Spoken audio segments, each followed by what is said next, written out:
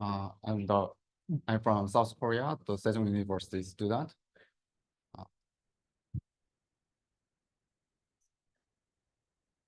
My research is sensitive analysis of spent nuclear fuel tasks according to improve the real method and parameters of impact analysis.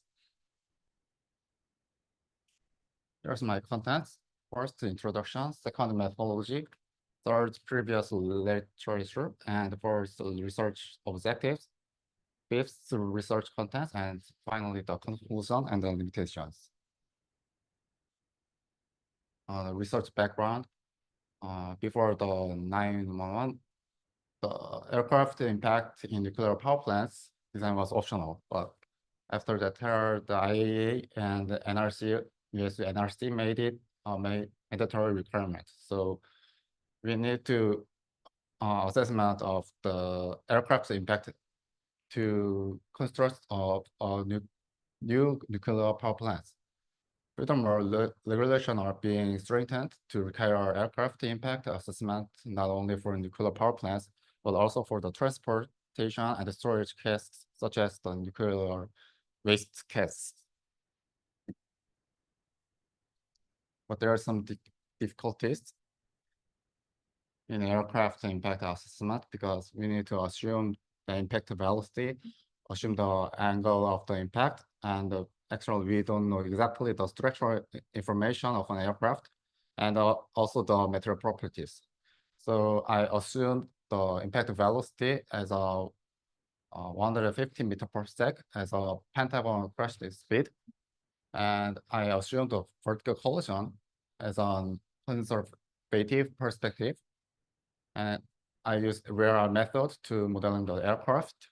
And in material properties, I does the parameter analysis and the verification for the test. First one, the methodology, is the real method. Is evaluation on aircraft impact by replacing actual aircraft model to a time-dependent impact force functions. It means that actually we need a real model to do impact analysis, but it's hard to obtain. So we used as a methodology about the real method to not using the actual model, and we convert to the first time history. Actually, if there are, we need two conditions to use this real method. First one is the longitudinal mass distribution of the aircraft, and the second one is the buckling load information of the aircraft. And we assume the aircraft collides perpendicularly with a complex stiff fixture rigid.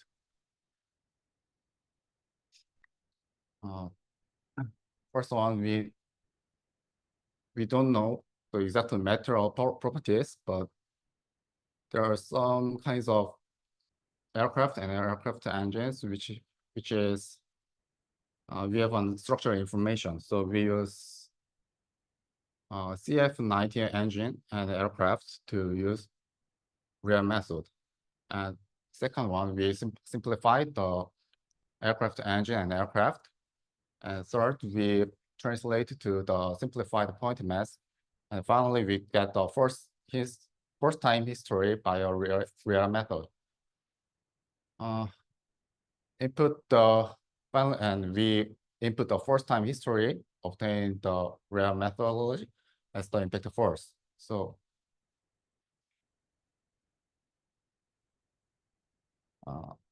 but there are some limitations of previous studies using the real method. Some of them use real methods to apply this contributed load on the rigid plates.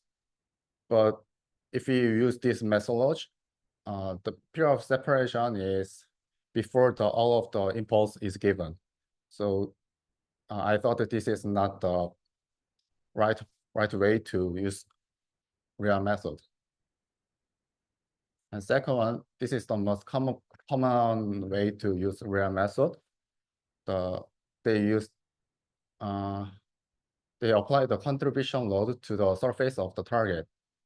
So it's the most easiest way, but there are some problems because when you use the damage model, and if the surface is deleted by the element deletion, and the surface is deleted, and the force we've given on the surface will be deleted. So this will be underestimated.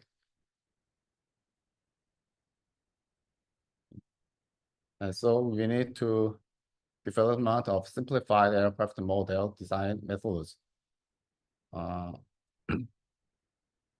result of the rigid wall impact for three models are compared. First one is the simplified model, and second one is the full model, and third one is the real method.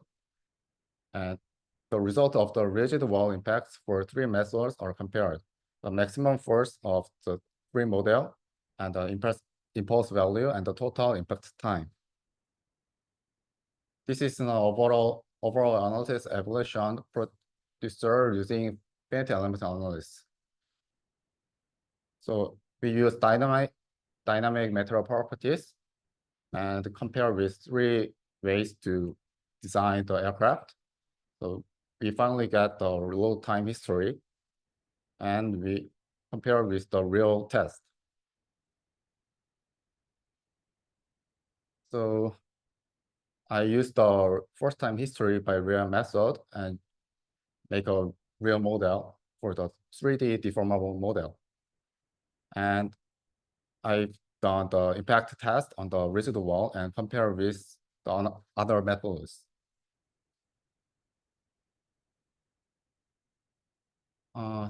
This is the sensitive analysis by the material properties, because when you make this real model, actually the material properties is not given. So we need to make a real model of that simplified model and compare with the impact force and the analysis result. So I've done the case studies to select the materials. So the material property, the tensile, yield, and elongation is given. So after the sensitive analysis, I select the AISI steel, and I compare with the real test. So during the test, the Jonsung plastic model and Jonsung damage model was used. And this is the result of the test. The red line is the first time graph given by the real model, and the green line is the result of the simplified model, and the blue one is the result of the full model of the aircraft. So I compared with the impulse and the force and time, total time, and in the impulse, they gave the very little difference. But there are some limitations of my project, because there are really there were not that several, but or 2 or 3 models are given. So when you use this methods to another airplane engine or airplane, we need to change the model of the simplified model.